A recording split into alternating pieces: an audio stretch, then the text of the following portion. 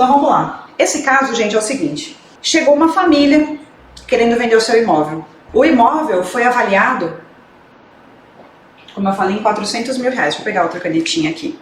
Vamos lá. Então chegou aqui uma família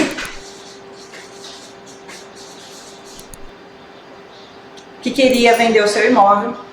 Eles eram 4 herdeiros. Pessoal, vocês estão ouvindo trabalho de impressora, nós estamos no escritório, tá ao vivo, então fiquem tranquilos que nós temos coisas aí que o pessoal está trabalhando, tá bom? Olha só então, uma família, 4 herdeiros. Esses 4 herdeiros,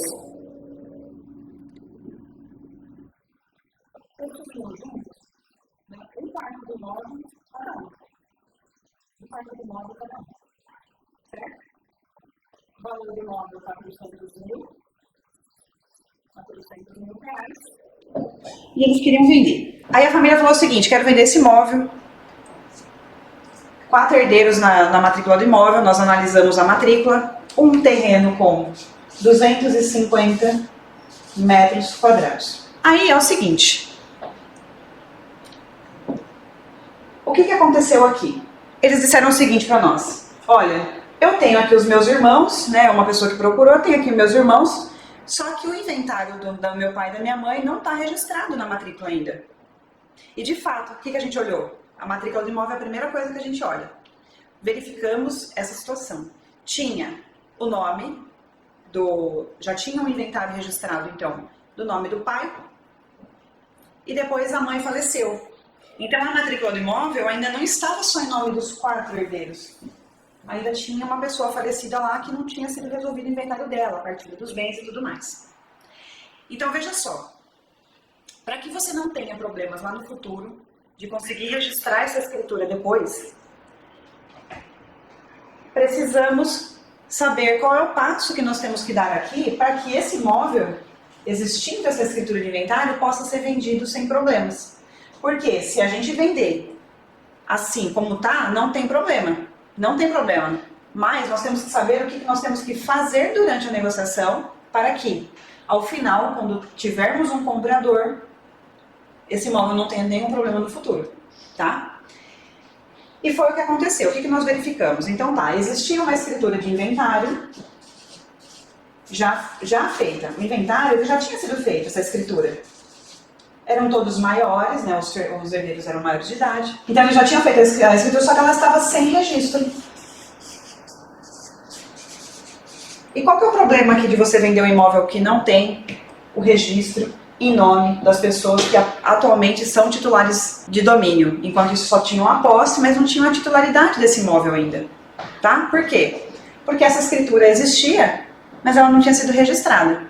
Então você fala assim pra mim: Carol, então eu não posso vender esse imóvel? Sim, você pode vender esse imóvel, só que você precisa orientar esses vendedores, esses herdeiros, que eles precisam dar andamento no registro dessa escritura. E aí surgiu o comprador. E olha só que interessante. Quando nós analisamos essa matrícula, e olha só a importância para vocês não terem problema futuro. Quando a gente analisou essa matrícula aqui, ó, que a gente viu que esse inventário não estava registrado, o que a gente fez? Orientamos, certo? Orientação aqui acerca do registro.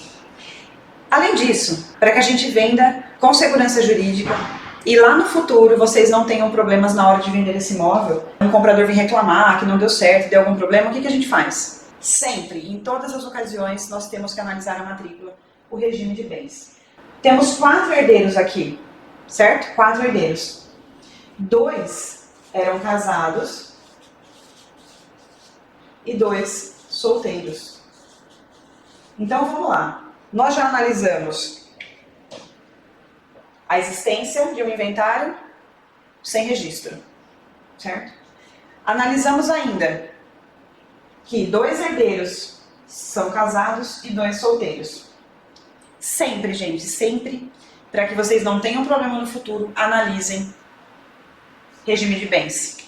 Esse caso, os solteiros, beleza, certo? Não tem comunicação de bens, tá tudo certo, mas os 2 que são casados eram no regime da comunhão parcial de bens. Nós já falamos aqui que regime da comunhão parcial de bens bens adquiridos durante o casamento onerosamente, tem comunicação dos bens, certo? Bens que passam para herdeiros, que são a título gratuito no caso, ou seja, não teve uma contraprestação de pagamento. Você olhou aqui a parcela de bens. Os cônjuges desses casados aqui, eles devem entrar como anuentes dessa operação de venda, nos termos do artigo 1647, inciso 1 do Código Civil, certo? Por quê? Para que vocês lá no futuro não tenham problemas de algum dos cônjuges falar que não concordava com essa venda. Então coloquem como anuentes da venda, tá bom?